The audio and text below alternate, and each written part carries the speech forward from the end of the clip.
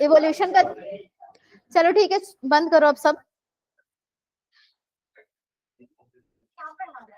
Evolution का बस एक शॉर्ट में।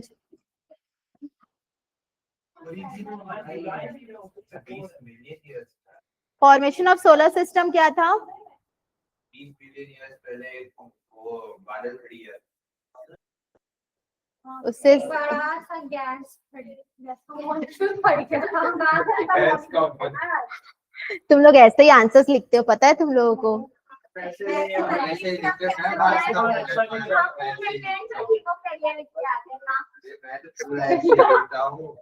बस बस हो गया हो गया हो गया हो गया, तो बस हो गया। मुझे खुद याद नहीं है इसलिए पता नहीं,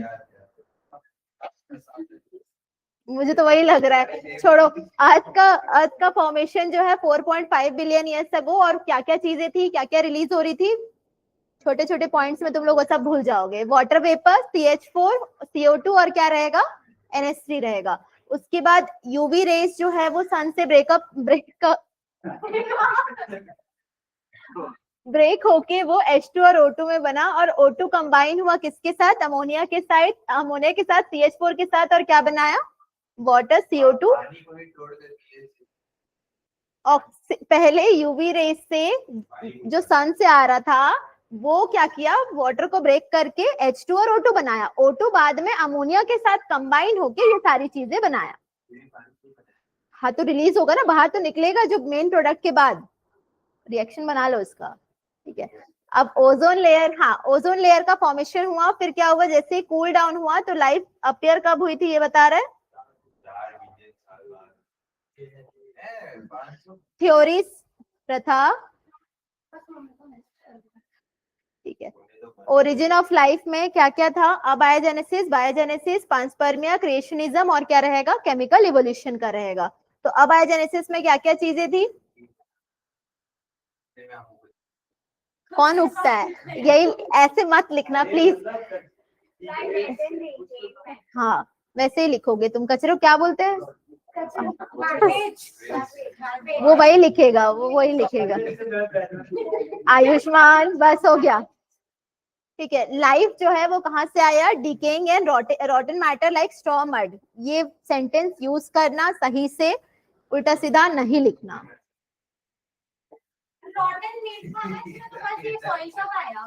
क्या ये इसका स्टेटमेंट है, यही रहेगा। एक्सपेरिमेंट में मीट वाला एक्सपेरिमेंट था वो था किसका, हाँ थर्सडे को ही ले रही। उसके बाद पांसपर्मिया में क्या था, मीटेरोइड से आया था,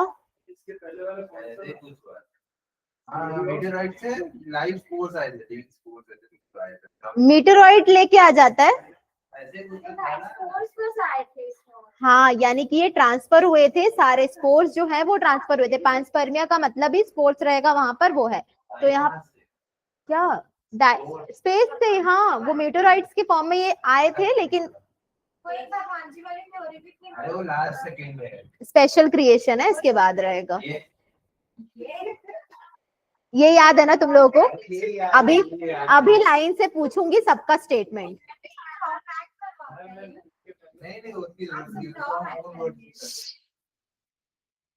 लाइफ ओरिजिनेट हुई थी सुपरनैचुरल पावर से। कौन सा, थ्योरी ऑफ पांसपर्मिया का ये जो स्पोर्स थी वही क्या की, लाइफ ऑन अर्थ को जनरेट की, इस चीज को बता रहा था। यानी कि बायोजेनेसिस बायोजेनेसिस था, तो पहले स्पॉन्टेनियस जनरेशन का लाइफ जो है वो प्री एग्जिस्टिंग लाइफ से आया। तो इसका जो एक्सपेरिमेंट था वो किसने किया था, पैस्चर ने। बस हो गया, तुम भी सोच के लिखते हो ना एग्जाम में। आयुष्मान, बस हो गया।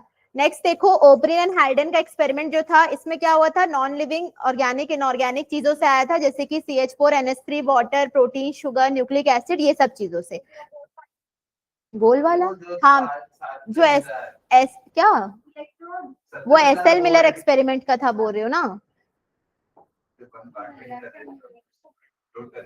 वही तो SL मिलर, उसी का नाम है पूरा SL मिलर।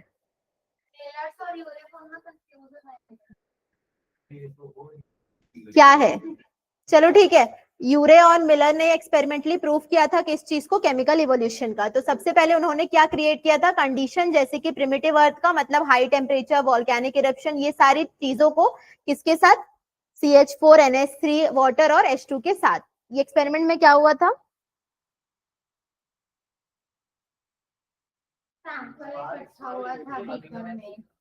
क्या, एक सेकेंड एक एक करके बोलो। एक बॉटल में हमने वो सब दे रखे हैं, और पानी ऐसे गर्म किया और ऐसा रहता है वैसे मस्त बोलो। इलेक्ट्रोड और 170 वोल्ट में से प्रोडक्ट्स क्या क्या मिल रहे थे, बॉटल, हाँ प्रोटीन। तो प्रोडक्ट्स वहां पर वही थे। यहाँ पर जो गैसेस थे वो कौन सी थी, जो पढ़ लिए थे वो सब था।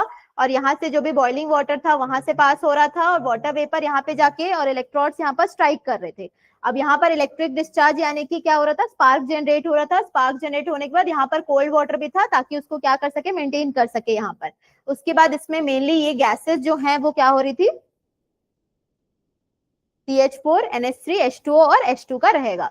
तो इसको अच्छे से लिखना कि क्या क्या चीजें रहेगी। सबसे पहला किसने किया था, उसके बाद क्या क्या यूज हुआ था उसमें, उसके बाद अपैरेटस कैसे सेटअप हुआ था, चार कौन से गैसेस को इन्होंने पास करवाया था, और गैसेस को कंडेंस कैसे किया था, और कंक्लूजन मतलब क्या था इसका, केमिकल इवोल्यूशन का ही। कंडेंस कैसे किया था मतलब, हाँ यहाँ पर वही चीज तो है, जैसे कि गैसेस को ना कंडेंस करे थे और उसको पास किए थे लिक्विड फ्लास्क से। गैस को कंडेंस करके मतलब एक साथ ला के पूरा उसको लिक्विड फ्लास्क से क्या किया गया था, पास किया गया था, उस चीज को बोला गया है। और ये कितने दिन तक कंटिन्यू रहा, अभी भूल गया वो पूरा, ठीक है। अब इसमें देख लेना वही चीज, एटॉमिक फेज में सबसे पहले क्या था कि earth consisted of large number of atoms. कौन से एटम्स थे, सिंगल वाले जितने थे। और सिंपल और इनऑर्गेनिक मॉलिक्यूल्स का फॉर्मेशन जो हुआ था किससे, हाइड्रोजन और ऑक्सीजन से, वाटर का हाइड्रोजन और कार्बन से किसका हुआ था, मीथेन का, और कार्बन और ऑक्सीजन से कार्बन डाइऑक्साइड, और नाइट्रोजन और नहीं, ये अमोनिया वाले प्रोसेस को क्या बोलते हैं, अरे अमोनिया का बनाने वाला जो प्रोसेस रहता है, हाँ हेबर्स प्रोसेस है। और HNO3 का अभी तक नहीं हुआ वो, लिसिस मतलब क्या होता है, वो टूटना होता है ना, तो लिसिस कहाँ से होगा, मोनोलिसिस का।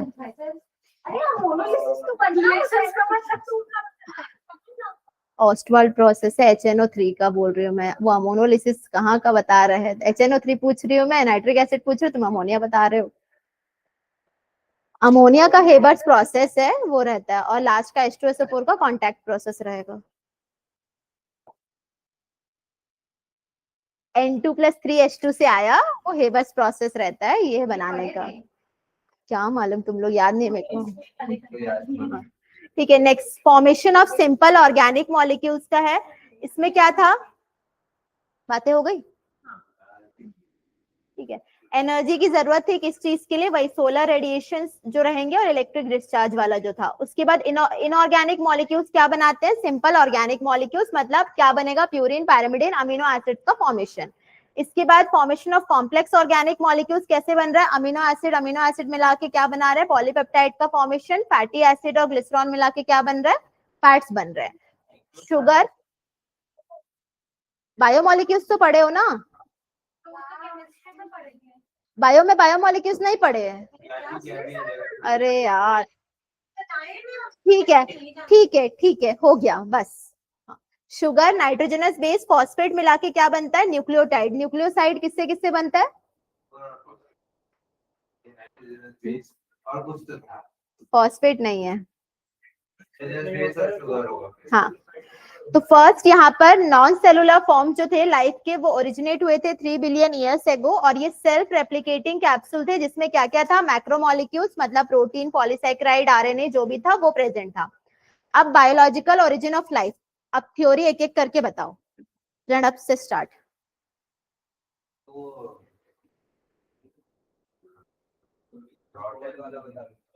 और डीके स्टार्टिंग वाला पूछी मैं, हाँ वही। थ्योरी का नाम,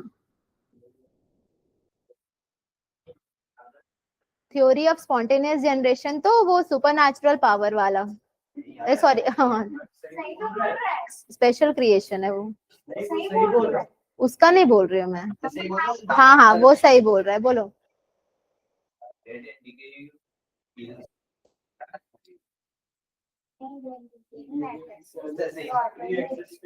नेक्स्ट थ्योरी का नाम बोलो। वो ऐसे पढ़ना जैसे लिखा है। पांसपर्मिया, अबायोजेनेसिस पहले था या पांसपर्मिया पहले था? अबायोजेनेसिस था। कुंजल तुम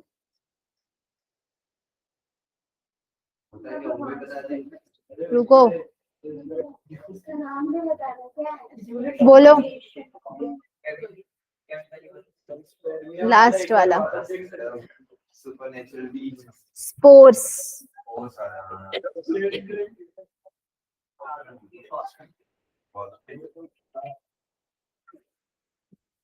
ठीक है, वो आयुष्मान देख रहा था, उसको पूछ रहे थे।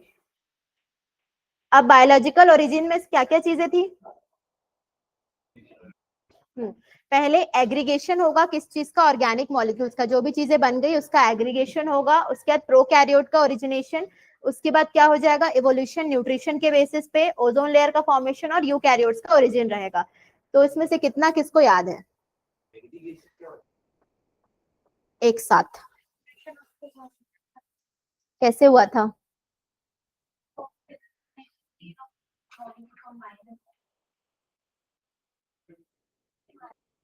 यूकैरियोट्स का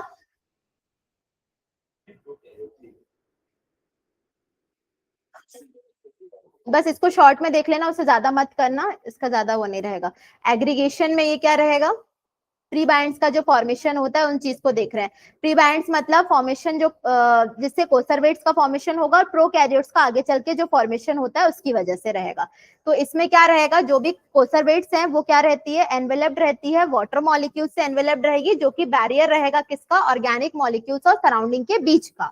अब इससे क्या होता है? जैसे इंक्रीज हो रहा है किस चीज का? साइज का, तो कोसर्वेट्स डिवाइड हो जाती है स्मॉलर यूनिट्स में। तो यहाँ पर जो नॉन लिविंग स्ट्रक्चर था वो प्रीबायंट्स, वही क्या बनाता है? कोसर्वेट्स का फॉर्मेशन करता है। तो यहाँ पर क्या बोल रहे हैं? सबसे पहले ऑर्गेनिक मॉलिक्यूल्स का एग्रीगेशन बोल रहे हैं, यानी कि नॉन लिविंग जो सबसे पहले था, नॉन लिविंग से क्या बन रहा है? कोसर्वेट्स बन रहा है, फिर लिविंग यानी कि प्रोकैरियोट्स का फॉर्मेशन होगा। एक एक करके धीरे धीरे जा रहे हैं। प्रीबायंट्स जो है वो आगे क्या बनाते हैं? कोसर्वेट्स का फॉर्मेशन करते हैं।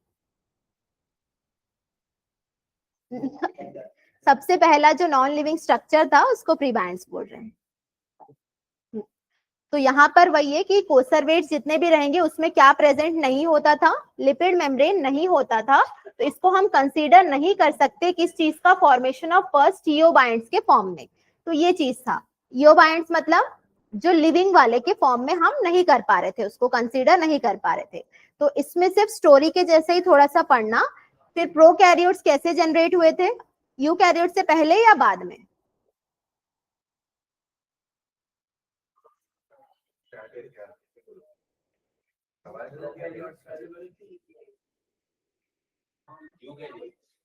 कैसे? पेड़ पौधे बन गए हैं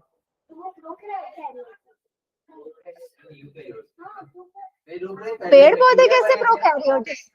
सेल तो प्लांट सेल में तो है ना सब चीजें, तुम लोग प्रोकैरियोट कैसे बोल रहे हो उसको? पहली बात बताओ, प्रोकैरियोट है क्या? फिर प्रोकैरियोट कैसे बनेगा? पहले एंजाइम्स बने थे, एंजाइम्स बने थे। तब तो ऑक्सीजन कुछ तो बना रहे थे। ठीक है। न्यूक्लिक एसिड कब बना था? कब मतलब डेट नहीं पूछ रही हूँ मैं, न्यूक्लियस बना रहेगा ना, इसका मतलब ये बोल रहे हो तुम। तो यहाँ पर देख लो, जैसे प्रोटीन मॉलिक्यूल्स जो फॉर्म हुए थे ये एंजाइम की तरह फंक्शन कर रहे थे। इसके बाद क्या था? आरएनए और डीएनए का फॉर्मेशन हुआ था, तो उसमें ही सिंथेसिस ऑफ प्रोटीन शुरू हो गया था और डीएनए म्यूटेशन करना शुरू हो गया था। तो यही चीज क्या किया? प्रोटीन्स चेंज किया किस चीज का? ईओबायंट्स का। ईओबायंट्स मतलब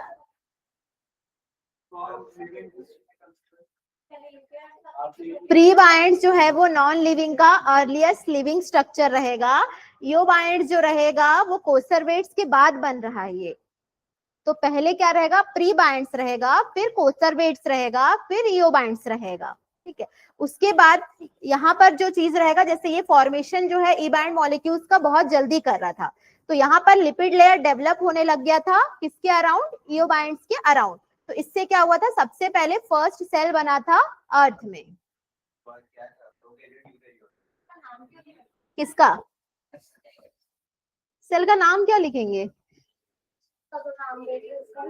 फर्स्ट सेल पे तुम लोग छोड़ो। अब देख लो सबसे पहला क्या हुआ था, 1.5 बिलियन ईयर्स एगो यूकैरियोट्स जो हैं वो डेवलप किससे हुए थे, प्रोकैरियोट से हुए थे। अब इसमें देखना ओजोन लेयर का कैसे हुआ था, ऑक्सीजन एक्यूमुलेट हुआ एनवायरनमेंट में, तो यूवी रेस ने चेंज कर दिया किसको, ऑक्सीजन को किसमें, ओजोन में, और वो ब्लॉक करती है किस चीज को, अल्ट्रावायलेट रेस को। मोड ऑफ न्यूट्रिशन के हिसाब से पता है क्या क्या चीजें हैं, हेटरोट्रॉप्स, ऑटोट्रॉप्स, कीमो ऑटोट्रॉप्स, और क्या रहेगा, फोटो ऑटोट्रॉप्स रहेगा, ये चारों चीजें रहेंगी। कीमो नहीं पता, ऑर्गेनिक जो भी रहेगा यहाँ पे फूड किससे लेंगे इन लोग, इनऑर्गेनिक मटेरियल से लेंगे, तो वो क्या रहेगा कीमो का। फोटो का क्या रहेगा, यहाँ पर क्लोरोफिल वाला जितना भी जो पार्टिकल्स रहेंगे वैसे।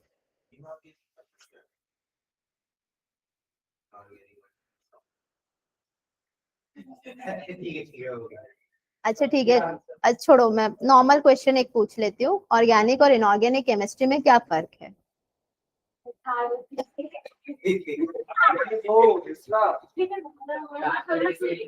हाँ, जितने भी कार्बन के कंपाउंड्स हैं वो सारे किस में आते हैं, हाँ, तो इनऑर्गेनिक में तुम्हारा अमीनो एसिड, प्रोटीन्स, ये सारी चीजें जो है वो इनऑर्गेनिक में आएगा।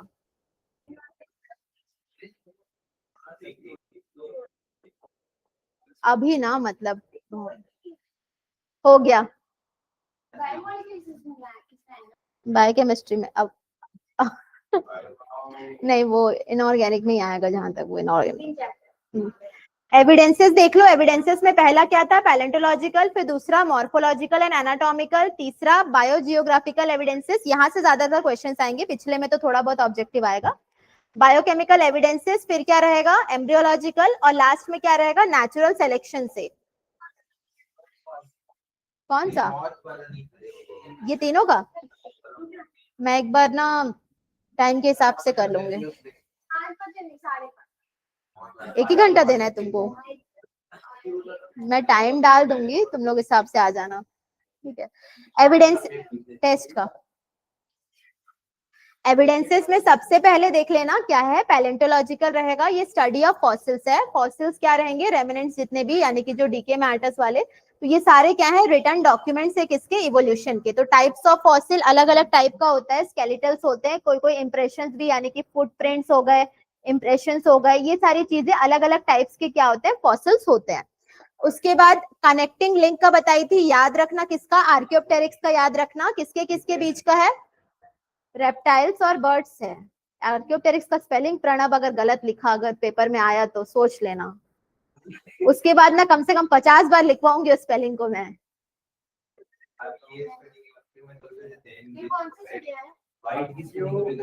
रेप्टाइल्स और बर्ड्स, रेप्टिलियन कैरेक्टर में इसका बीक जो है वो रेप्टिलियन कैरेक्टर का है, विंग भी किसका है इसका, क्लॉस, मतलब रेप्टिलियन कैरेक्टर है, और ये बर्ड्स का रहेगा जो हो गया, बात करना इसका फॉसिल है बेचारा। मैं नहीं बोल सकती वैसे अभी।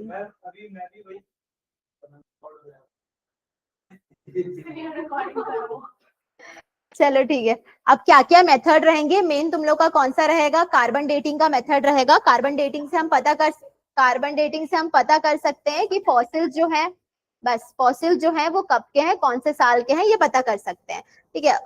हाँ, यानी कि इसका हाफ लाइफ पीरियड 5700 ईयर्स रहता है, और इसका जो प्रेजेंस रहेगा वो कैलकुलेट कर पाएगा एज ऑफ फॉसिल्स को जो प्रेजेंट रहता है उसके अंदर।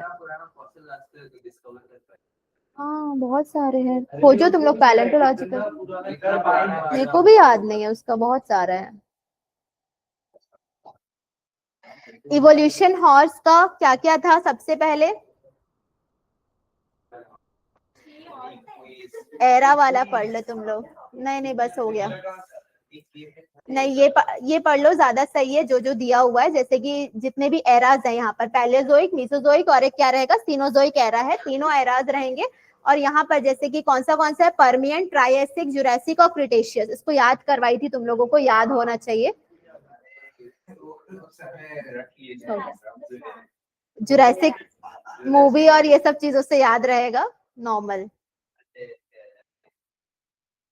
होमोलोगस एनालोगस क्या होता है?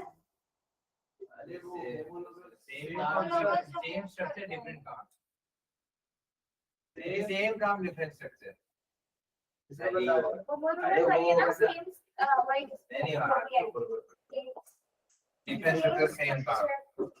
Thorns and tendrils of bougainvillea and Cucurbita. Example के तौर पे बताओ कि क्या रहेगा ये? अरे नहीं, मतलब स्ट्रक्चर और उसमें क्या डिफरेंस है, मैं ये पूछ रही हूँ। स्ट्रक्चर सेम है, इन दोनों का काम अलग है। अच्छा ठीक है, छोड़ो। ह्यूमन हैंड वाला सिमिलर स्ट्रक्चर, फंक्शंस डिफरेंट रहेगा, तो वो क्या रहेगा, होमोलोगस रहेगा। एनालोगस मतलब सिमिलर फंक्शन रहेगा। एग्जांपल में wings of insect, wings of bird से, आईज ऑफ ऑक्टोपस और क्या रहेगा, मैमल्स रहेगा। उड़ते हैं, similar function different structure, analogous. तुम लोग याद रखो इसको। होमोलोगस मतलब, हाँ, और एनालोगस मतलब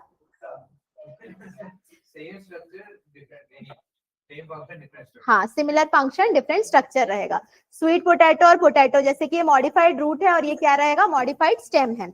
और इसका भी जैसे कि ट्रैकिया इंसेक्ट्स का एक्टोडर्म से, और लंग्स जो है वो इसका जितने भी वर्टिब्रेट्स का है वो किससे रहेगा, एंडोडर्म से रहेगा। आईज ऑफ ऑक्टोपस, रेटिना इसका स्किन से बनता है और रेटिना इसका एम्ब्रियोनिक मेम्ब्रेन से बनता है मैमल्स का। एनालोगस में पूरे, हाँ।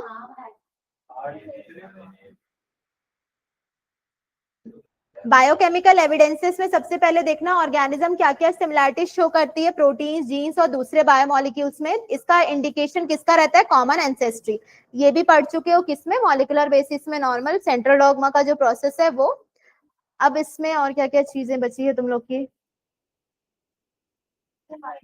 स्किप।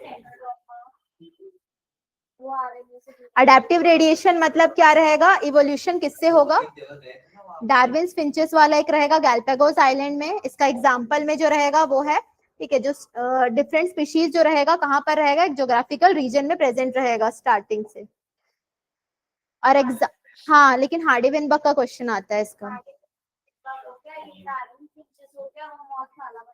हाँ, एम्ब्रियोलॉजिकल में क्या रहता है,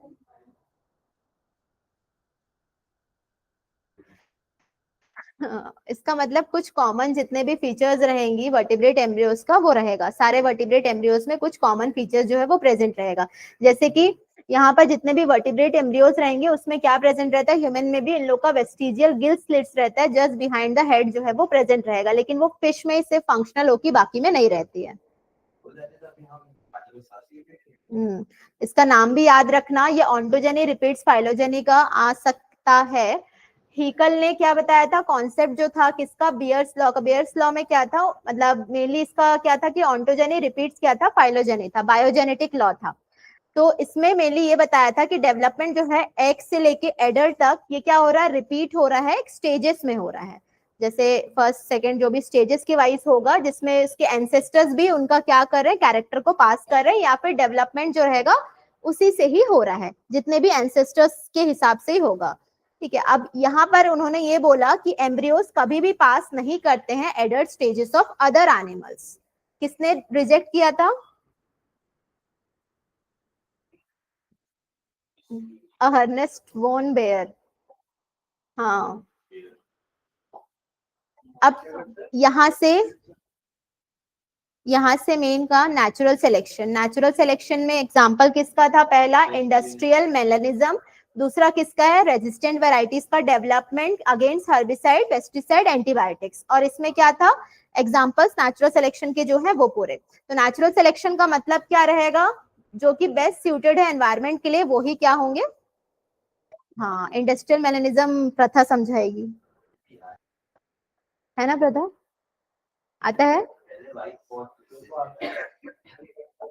सबसे खीरा करते बस फिर इंडस्ट्री में जिसमें होता है वो काले इंडस्ट्रियल मेलेनिज्म में सबसे पहले वही देखेंगे कि क्या क्या चीजें यूज हुई थी। तो सबसे पहले व्हाइट विंग वाला जो रहेगा ट्रीज में, और डार्क विंग वाला, दोनों का नाम दिया है कि क्या क्या चीजें हैं करके, ठीक है। तो इंडस्ट्रियलाइजेशन के बाद और पहले का, तो पहले में क्या था, सफेद वाले ज्यादा थे, और बाद में कौन से, हाँ, सफेद वाले पेड़ में रह कर छुप जा रहे थे, काले वाले तब जब काला काला होता था। पॉल्यूशन इंडिकेटर्स कौन से होते, कौन होते हैं, लाइकेंस जो है वो सबसे अच्छे मतलब पॉल्यूशन इंडिकेटर्स होते हैं। तो उस हिसाब से यहाँ पर ट्रीज में क्या ग्रो होना शुरू हो जा रहा था, लाइकेन ग्रो होगा तो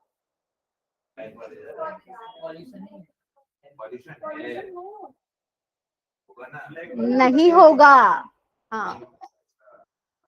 तो यहाँ पर इसीलिए वो व्हाइट कलर दिख रहे थे अच्छे से, ये रहता है। बाद में ये स्मोक वगैरह जो है, लाइकेंस ग्रो नहीं कर रहा था, लाइकेंस के ऊपर पूरा वो हो जा रही थी, तो इससे क्या हो जाता है कि वो दिखने लग जा रहे थे। तो इसकी वजह से व्हाइट वाले को जल्दी फीड कर ले रहा था जो भी मतलब प्रेडेटर्स जितने भी हैं, और ब्लैक वाले जो है वो बच जा रहे थे। तो यही है, सबसे पहले यहाँ पर वही देखो अच्छे से कि थिक कलर ग्रोथ है व्हाइट कलर्ड लाइकेन का इसमें रहेगा, जो कवर कर रहा था, ठीक है। तो व्हाइट वाले सरवाइव कर रहे थे क्योंकि उसमें, किसमें, अरे ब्लैक वाले दिख रहे हैं, जो क्या हो जाएगा, हाँ, खा नहीं लेंगे, हाँ, ये इसीलिए छुप जा रहे हैं, कैमोफ्लेज हो जा रहे हैं ना, तो इसीलिए तो क्या हो जा रहा था, व्हाइट वाले बच जा रहे थे ना।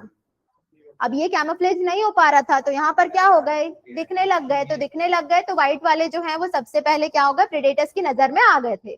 तो ये दोनों का रहेगा। तो डार्क विग यहाँ पे सरवाइव हो गया क्योंकि डार्क बैकग्राउंड था इसीलिए, तो प्रेडेटर्स उनको यहाँ पर आइडेंटिफाई नहीं कर पाए। तो इसको अच्छे से लिखना, मैं ये बता रही हूँ, लाइकेन का पॉइंट लेके लिखना, ये है। उसके बाद थ्योरीज क्या क्या थी इसमें, लमार्क की थ्योरी, डार्विन की थ्योरी, और क्या थी, म्यूटेशन थ्योरी थी। लमार्क की थ्योरी क्या थी,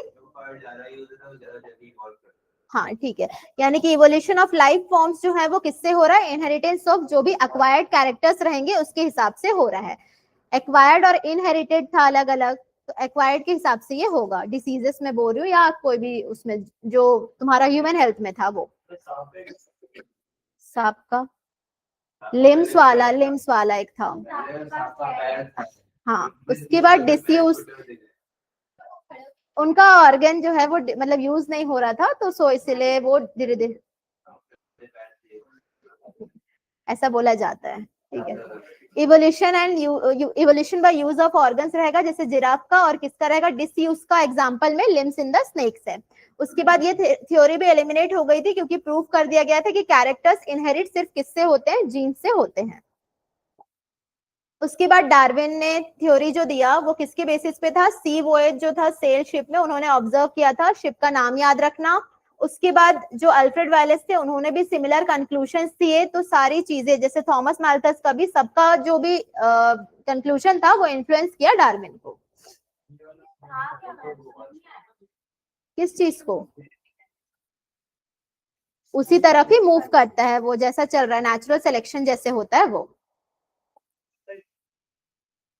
हाँ हाँ, इसका मतलब वही था, हाँ, नेचर की मर्जी तो रहेगी ना, कुछ भी रहेगा यहाँ पर, ठीक है। तो यहाँ पर सारी चीजों का इस, तुमको समझ नहीं आया क्या हुआ, तो अब देखो सबसे पहले यहाँ पर क्या है, ब्रांचिंग डिसेंट सबसे पहला कॉन्सेप्ट था। इसका मतलब क्या थे, प्रीवियस लाइफ फॉर्म से ही क्या हो रहे थे, ऑर्गेनिजम्स मॉडिफाई हो रहे थे, ये डार्विन का ही कॉन्सेप्ट था। जब सोचते सोचते उसको बहुत कुछ दिख गया। फिर नेचुरल सिलेक्शन का, नेचुरल सिलेक्शन में क्या क्या बताया था मैंने यहाँ पर,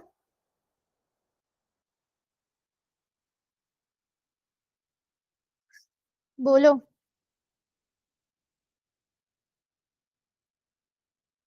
कौन बताएगा।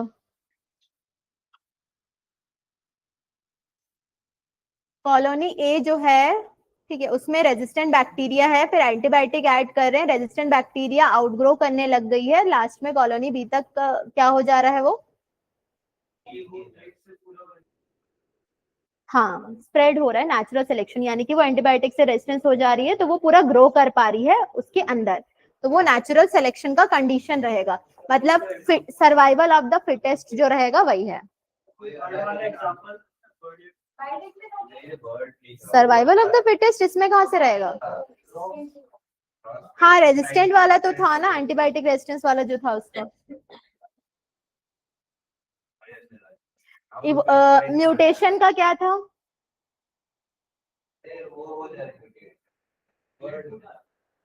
ठीक है, हार्डी वेनबर्ग प्रिंसिपल का लास्ट देख के फिर क्वेश्चन 2-4 करते हैं। हार्डी वेनबर्ग प्रिंसिपल में क्या क्या चीजें थी, उनका प्रिंसिपल में क्या लिखा था? हाँ, और फैक्टर्स अफेक्टिंग भी बहुत सारे थे इसमें, तो सबसे पहले वही था कि जितने भी यहाँ पर एलिल फ्रीक्वेंसीज हैं वो क्या रहेंगे, एक भी पॉपुलेशन में जितने रहेंगे वो सारे स्टेबल रहेंगे और कांस्टेंट रहेंगे जनरेशन टू जनरेशन। हाँ, किसके एब्सेंस में, जो भी डिस्टर्बिंग फैक्टर्स नहीं रहेगा तभी ये चीज हो रहा है। जीन पूल याद रखना, जीन पूल का मतलब क्या है, टोटल जीन्स और उसके एलिल्स एक पॉपुलेशन में, उसके बाद ये सारी चीजें कांस्टेंट में रहेगी तो उसको हम जेनेटिक इक्विलिब्रियम बोल रहे हैं। अब यहाँ पर इसी को हम क्या बोलते हैं, हार्डी वेनबर्ग इक्विलिब्रियम बोल रहे हैं। प्रथा बताओ जीन पूल क्या होता है?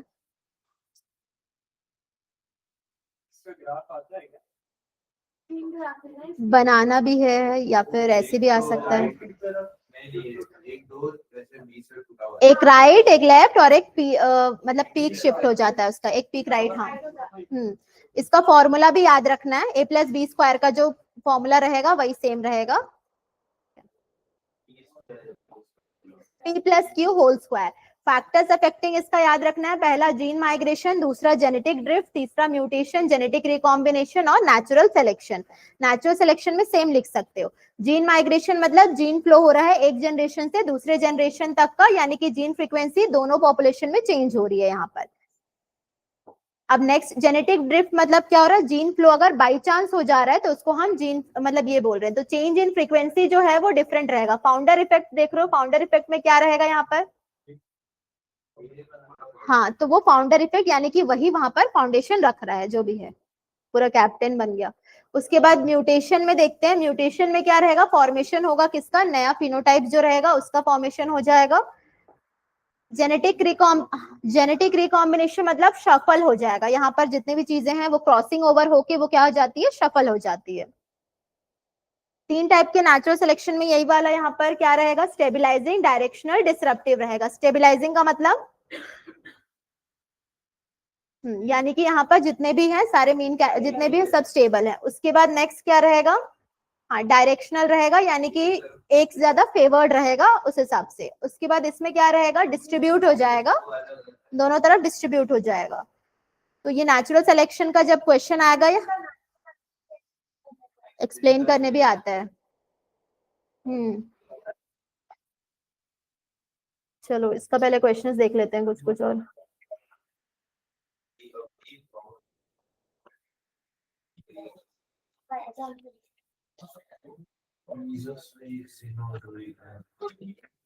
लास्ट का वो बचा हुआ है ना, वो मैन वाला,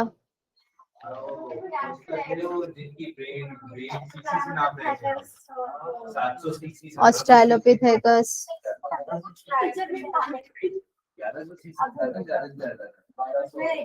क्वेश्चन देखो, question soon low. Industrial melanism in England after 1850 is an excellent example of natural selection, explain how.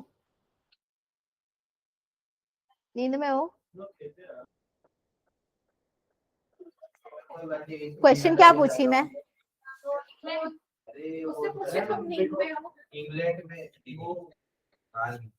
Industrial melanism, बस industrial melanism in England after 1850 is an example of excellent example of natural selection, explain how। 3 mark का है, तो before industrialisation और after industrialisation अच्छे से लिखना, point wise लिखना, ठीक है, और हेडिंग डाल के और हेडिंग हाईलाइट करके। हाईलाइट मतलब अंडरलाइन भी तो कर सकते हो। क्या? ब्लैक ब्लू कर सकते हैं। ऐसा कुछ नहीं है। हाँ नहीं, ऐसा कुछ नहीं है। ब्लैक नहीं, ब्लैक ब्लू ओके है, ब्लू कर सकते हैं, बाकी कोई कलर ब्लैक ब्लू कर सकते हैं। नहीं।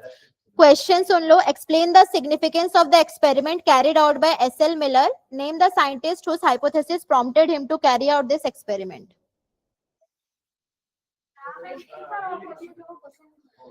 Explain the significance of the experiment carried out by S.L. Miller. Name the scientist whose hypothesis prompted him to carry out this experiment. Scientist कौन सा था ये पहले बताओ मेरे को। अरे नहीं, ये तो उसका बताना है, किसका हाइपोथेसिस जो है उसने वो किया था। हर्षित जी इसका क्या